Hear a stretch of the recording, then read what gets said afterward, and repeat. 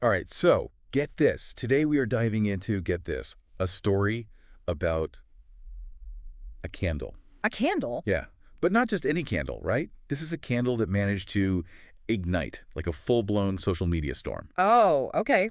I am intrigued. Lay it on me. What happened? So picture this. Bath& Body Works, everybody knows them, right? Yeah. They release a new candle. They call it, ready for this, Snowed In. Snowed in. Okay. Sounds pretty harmless so far. Right. It's white, naturally, has a little snowflake cutout design, festive, wintry, the whole deal. Right, right. Getting a visual. Okay. So the images hit social media, all very standard stuff, right? Product launch, you know how it is. Yeah.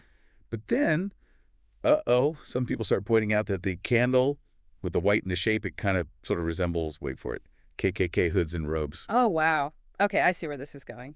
And it blew up. Oh, did it ever? Suddenly you've got accusations of, like, insensitivity flying around, calls for boycotts, the whole 9 yards. It was wild. Yeah. Yeah, I mean, it's really a testament to how even the most commonplace things, like a candle, can become really charged really quickly in this day and age, especially when you have social media acting as like this, well, accelerant. For sure. Like, 1 minute it's a candle, the next minute it's a whole symbol of, historical pain and oppression for some people. Right, and that's the thing about visual symbols, isn't it? Their meaning can be so fluid, so open to interpretation.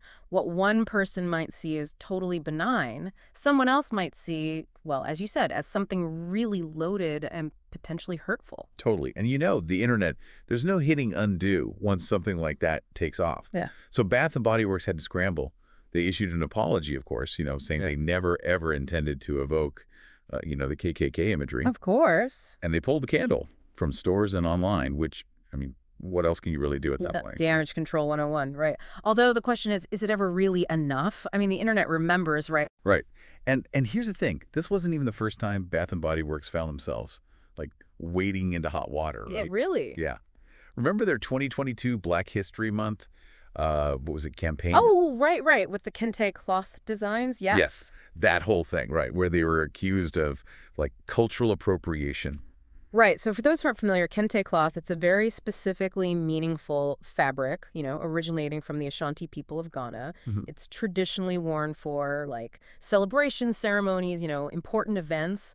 It carries a lot of cultural weight. Exactly. And so to see it, on a Bath& Body Works product line, some people felt like it was just, I don't know, a bit tone deaf. Tone deaf, yeah.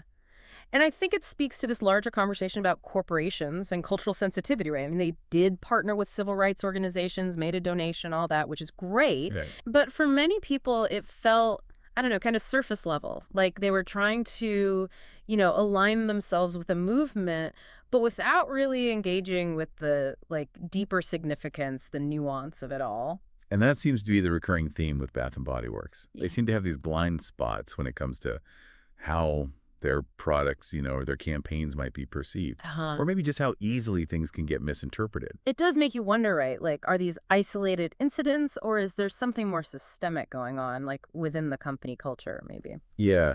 And the thing is, it's not even just about Bath& Body Works, is it?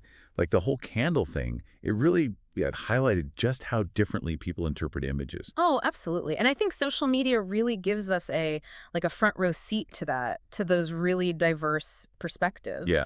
I mean, there were people who saw that candle and were genuinely offended. Yeah. Right? Like they saw the KKK imagery, no question. Yeah. And then there were others who were like, really? Are you serious? They just saw a snowflake. It was fascinating, wasn't it? It was like looking at two completely different images. And this is where I think that concept of lived experience comes in.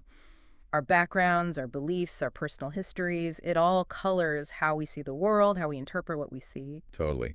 There was this one comment on Reddit, I remember, it's from a black woman, and she was like, as an actual POC, a black woman, this is a reach. It looks like a school snowflake cutout. Yeah. Stop the fake outrage. Wow. Right? So even within like a single community, you have this range of opinions, which I think just speaks to the like complexity of it all. Right.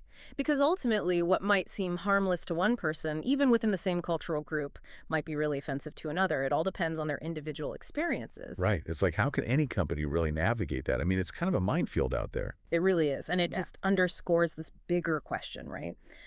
How do corporations, especially large ones like Bath& Body Works, How do they operate in this world, in this, increasingly interconnected, globalized digital world where one misstep can become a PR disaster? And how much responsibility do they have? A lot to think about. Yeah, it really is. I mean, it might seem like we're just talking about a candle, right? Yes.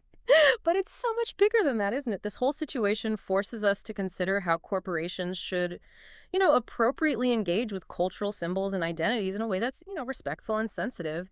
And it also makes us think about, well, our own roles as consumers. How do we hold these companies accountable? Where do we draw the line? Do we draw a line? What does that even look like? It's a conversation that I think we need to keep having. Absolutely. It's a Well, conversation for all of us to be having.